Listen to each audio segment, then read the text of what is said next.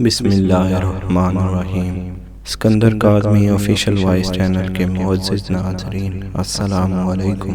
آج ہم جس موضوع پہ بات کریں گے وہ ایک نامناسب دعا ہے جو ہم لوگ اکثر دعا تو کرتے ہیں لیکن وہ ہمارے حق میں نامناسب ہوتی ہے۔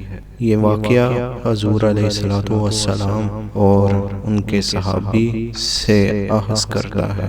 ایک مرتبہ حضور علیہ السلام کے ایک صحابی سخت بیمار ہو گئے۔ شدت کی بیماری کی وجہ سے اٹھنے بیٹھنے سے بھی معذور ہو گئے۔ بیماری کے سخت بیمار ہونے کی وجہ سے وہ اٹھنے بیٹھنے سے بھی معذور ہو گئے۔ حضور پاک صلی اللہ علیہ وآلہ وسلم عیادت کے لیے ان کے گھر گئے۔ بیمار صحابی نے جب آپ صلی اللہ علیہ وآلہ وسلم کو دیکھا تو خوشی سے نئی زندگی محسوس کی اور ایسا معلوم ہوا کہ جیسا کوئی مردہ اچانک زندہ ہو گیا ہو۔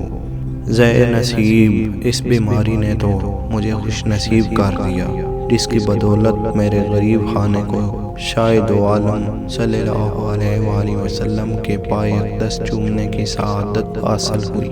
اس صحابی نے کہا، اے میری بیماری اور بخار اور رنج و غم اور اے درد، اے بیداری شب تجھے مبارک ہو، بسبب تمہارے اس وقت نبی پاک صلی اللہ علیہ وآلہ وسلم میری عیادت کو میرے پاس تشریف لائے۔ جب آپ صلی اللہ علیہ وآلہ وسلم نے ان کی عیادت سے فارغ ہو کر ان سے کلام کیا تو آپ صلی اللہ علیہ وآلہ وسلم نے ارشاد فرمایا، تمہیں کچھ یاد ہے کہ تم نے حالت صحت میں کوئی نامناسب دعا مانگی ہو؟ انہوں نے عرض کی، یا رسول اللہ مجھے کوئی یاد نہیں آتا کہ کیا دعا کی تھی۔ تھوڑے ہی وقفے کے بعد حضور صلی اللہ علیہ وآلہ وسلم کی برکت سے ان کو وہ دعا یاد آ گئی۔ صحابی نے عرض کیا، میں نے اپنے اعمال کی کوتاہیوں خطاؤں کے پیش نظر یہ دعا کی تھی، اے اللہ تعالیٰ وہ عذاب جو آخرت میں آپ دیں گے وہ مجھے اس دنیا میں دے دیں تاکہ آخرت کے عذاب سے فارغ ہو جاؤں۔ یہ دعا میں نے بار بار مانگی یہاں تک کہ میں بیمار ہو گیا اور یہ نوبت آ گئی کہ مجھ کو ایسی شدید بیماری نے گھیر لیا کہ میری جان اس تکلیف سے بے آرام ہو گئی۔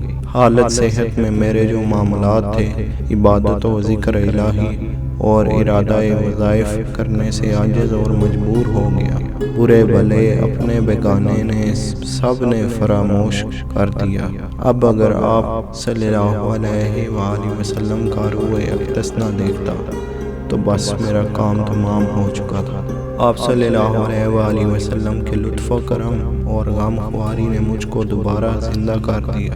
اس مضمون دعا کو رسول اللہ صلی اللہ علیہ وآلہ وسلم نے سن کر ناراضگی کا اظہار فرمایا اور منع فرمایا کہ آئندہ ایسی نامناسب دعا مت کرنا۔ یہ ادب بندگی کے خلاف ہے کہ انسان اپنے مولا سے بلا و عذاب طلب کرے۔ انسان تو ایک کمزور چیونٹی کی مانند ہے، اس میں یہ طاقت کہاں کہ آزمائش کا اتنا پہاڑ اٹھا سکے۔ صحابی نے عرض کی، اے شاہد عالم صلی اللہ علیہ وآلہ وسلم میری 1000 بار توبہ کہ آئندہ کبھی ایسی بات زبان پر لاؤں۔ اس صحابی نے عرض کی، یا رسول اللہ میرے ماں باپ آپ پر قربان اور آئندہ کے لیے میری رہنمائی فرمائیں۔ آپ صلی اللہ علیہ وآلہ وسلم نے ان صحابی کو نصیحت فرمائی، اے اللہ دنیا میں بھی ہمیں بلائیں عطا فرما اور آخرت میں بھی ہم کو بلائیں عطا فرما۔ خدا تمہاری مصیبت کے کانٹوں کو گلشن راحت میں تبدیل کر دے۔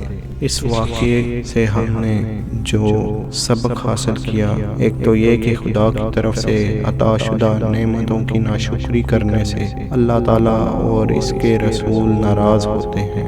نامناسب دعا ادب بندگی کے خلاف۔ انسان کو چاہیے کہ وہ خدا سے وہ مانگے جو اس کے حق میں دنیا میں بھی بہتر ہو اور آخرت میں بھی۔ اگر ہماری ویڈیو آپ کو پسند آئی ہو تو چینل ضرور سبسکرائب کریں اور لائک کرنا نہ بھولیں۔